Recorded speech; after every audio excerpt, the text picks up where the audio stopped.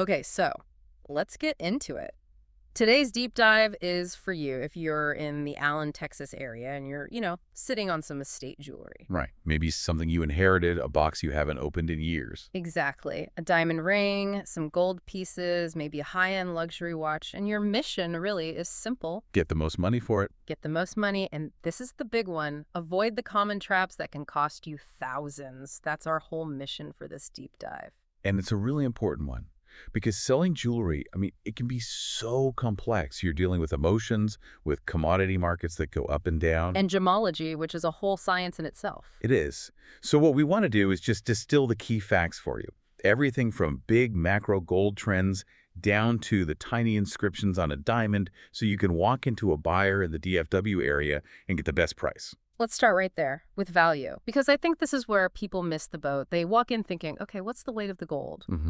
The scrap value. But with estate jewelry, vintage or antique pieces, you're almost always looking at something worth way, way more than just scrap. That's the critical foundation right there. Yeah. It's the difference between selling raw metal versus selling a piece of art.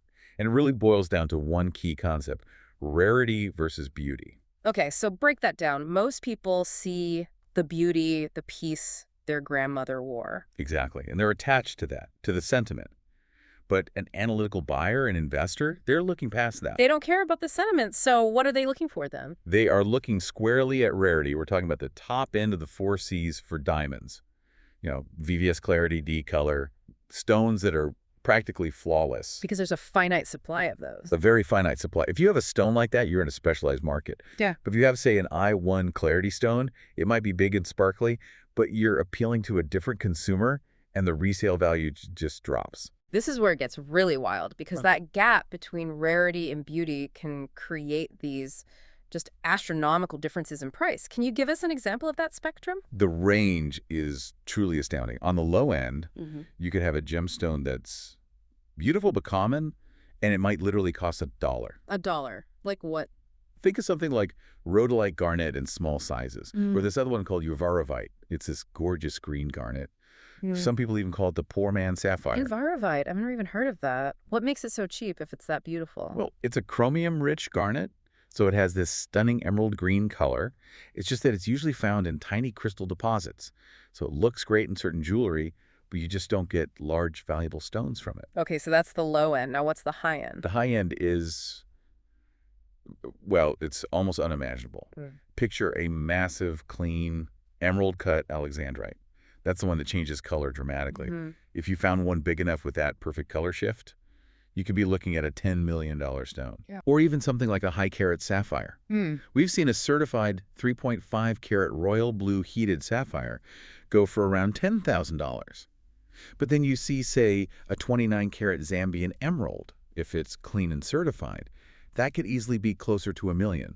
The value just multiplies exponentially. So the stone is the high-risk, high-reward element. But let's not forget the metal itself. That's kind of the investment safety net, right? Absolutely. Gold is what people call crisis insurance, and history totally backs that up. Just look at the 21st century. Between 2000 and 2012, the U.S. dollar lost about a third of its buying power. And gold. Gold soared. It's the classic hedge against a falling currency. It's just wild when you think about how long it's been used as money. 6,000 years. 6,000 years. And its purchasing power has stayed pretty constant when you factor in inflation. Think about it like this. A $20 double eagle gold coin from, say, 1910. Yeah. Walking around with that in your pocket back then was basically like having a $100 bill in your wallet today. That's why the metal weight is always your baseline value. Okay, so that sets the stage. You've got this asset with a solid metal base and a potentially high-value gem. Now let's get into the mindset, because there's a tough truth you have to accept before you sell. This is rule number one, and it's a hard one for people to hear. Unless you've owned that ring for a very, very long time, I'm talking decades, you are going to lose money on what you originally paid for it. And I can hear the seller now saying, but I paid $10,000 for this ring at the mall. Why is that loss pretty much inevitable? It all comes down to retail markup. Traditional jewelers have huge overhead. Rent, staff, insurance, creating that luxury experience. Their markup can be 300% or even more. Wow. So when you go to sell it, the buyer has to buy it cheap enough so they can make a profit. You're moving from a high markup world to a low margin resale market. You just have to be ready for that reality check. That makes total sense. So once you've managed your expectations, what's the biggest technical mistake sellers make that makes those losses even worse? It's relying on a bad certification. If your diamond is certified by a lab that isn't top tier, like, say, EGL, you're going to take a much bigger hit Why is that? because buyers just don't trust them. EGL was notorious for grade inflation, giving a stone a higher color or clarity grade than it actually deserved. So which certs will a buyer in Allen TX actually trust? What's the gold standard? You absolutely need a certificate from GIA, the Gemological Institute of America, or IGI, the International Gemological Institute. They're the global standard. Now, the source material also mentioned Goin certified stones. Okay, so GIA and IGI are the giants. What's the deal with a going certification? Goin is another recognized lab, and they're often used for appraisals and valuations, especially for vintage pieces or complex colored stones. So while GIA is king for a modern diamond, a really solid Goin report can be crucial for establishing the value of something unique, like that Zambian emerald we talked about. So having the right paper trail is almost as important as the stone itself. It is. And another key tip, focus on the diamond, not the setting. If the ring itself is damaged or out of style, your best return is almost always going to be on the stone itself, not the scrap metal. Let's talk about another big mistake, where people go first when they need quick cash, the pawn shop. Why are they so often the absolute worst option? Because their business model isn't really about reselling jewelry. It's about lending money. They're making their profit on the interest from collateral loans. And that interest can be crazy high, right? Oh, it can be insane. In some states, it's like 23% a month. That's 276% a year. So they're motivated to give you the lowest possible loan on your item because if you default, they get to keep a valuable asset that they paid very little for. So they're not jewelry experts, they're lenders. That totally changes the dynamic. Exactly. And that's why being educated before you walk in anywhere is your best defense. If you know what you have, you stay in control. This whole knowledge gap is why finding a trusted, licensed buyer is so important. You need someone transparent. You do. You want to avoid any situation that feels desperate. And for you, our listener in the Allen, Texas area who needs that trusted partner, we really want to recommend a local business that gets it right. Yeah, our sponsor, Allen Gold and Silver Exchange, they have incredible 5-star reviews, and they're known as a top trusted jewelry buyer and seller in Texas. They look at everything, diamonds, antique pieces, gems, coins, watches. They can help you figure out that true value with confidence. So give them a call at 469-403-8356. Even if you're not sure you want to sell, they can help you explore your options. Okay, so let's get into the nuts and bolts of an inspection. With newer jewelry, as we said, it's all about that GIA or IGI certificate. A buyer will verify it. But what about a true antique? A ring from the 1920s where the diamond has been in that setting for a century. You can't just pop it out, right? That's the classic challenge. Getting a new GIA report often requires unsetting the stone, which can damage a fragile antique setting. This is where you need a buyer with a qualified gemologist on staff. Ah, so they have the tools to do it in place.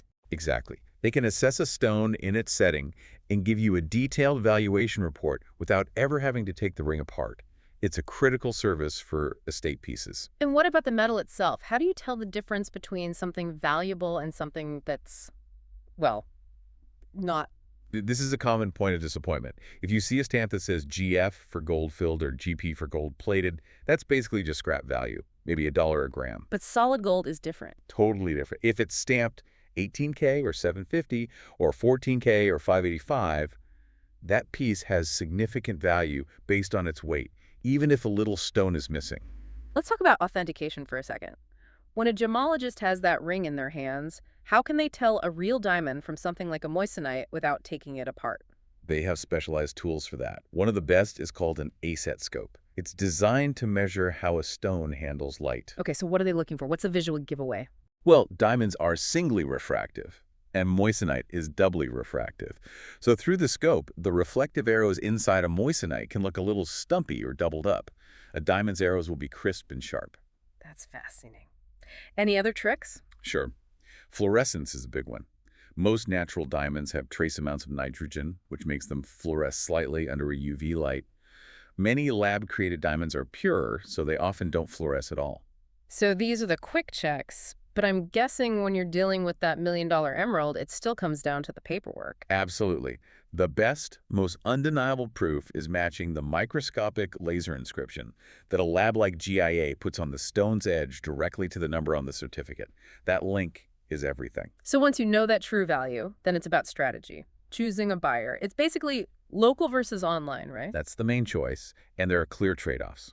Going local to a great shop in the Allen area means immediate payment, cash or check right there in your hand. No shipping, no risk. But what about online? You sometimes hear you can get more money that way. You might get a little more since they have less overhead, but it comes with hassles. You have to ship it securely, get it insured, that's time and money, and you have to wait. They have to receive it, verify it, and then it's another 1 to 3 business days for payment. And some of them have high minimums, too. Exactly. Some won't even look at a sale under $1,000. So if you just have a few small pieces, it's not practical. So for our listener in Allen, the best strategy is get a valuation, then shop that number around locally, and maybe check one online quote. But if you need cash now, local is the way to go. And then there's timing the market, especially for gold. Gold is volatile. The best time to sell is when the market is hot, and as they say, everybody is in. What does that actually look like? It looks like the late 1970s and early 80s. When the price of gold skyrocketed, buyers were just swamped with people selling old trinkets, single earrings, anything gold. That happens when inflation is high, and the interest you get on cash in the bank is basically zero or negative. It makes holding gold more attractive, so the price goes up, and that's the time to sell. That's the perfect time to sell your assets. So to bring it all home, you have valuables, a watch, silver coins, that antique ring, and you're in Allen, Texas, and you want top dollar cash in hand. Allen Gold and Silver Exchange is who you should be calling. They will give you a professional, transparent appraisal and an immediate offer. You can find them at 550 S. Waters, Art Suite 164, Allen, TX 75013, or just call them at 469-403-8356 to see what your options are. Their 5-star reviews really speak for themselves. We've covered a ton of ground today. Knowing the real value is about rarity, not just weight, avoiding bad certifications, and focusing on a trusted local buyer to get the best, fastest payment. I'll leave you with one final thought to mull over. We've talked about gold as an asset. But remember, back in 1933 during the Great Depression, the government actually confiscated gold bullion and coins from citizens. But you know what was often exempted from that order? Gold jewelry, which makes it a really interesting way to hold value. It combines that investment security with something you could actually wear and enjoy. It's something to think about, whether you're buying or selling. That is a powerful piece of history to think about. Thank you for guiding us through this, and we'll see you on the next deep dive.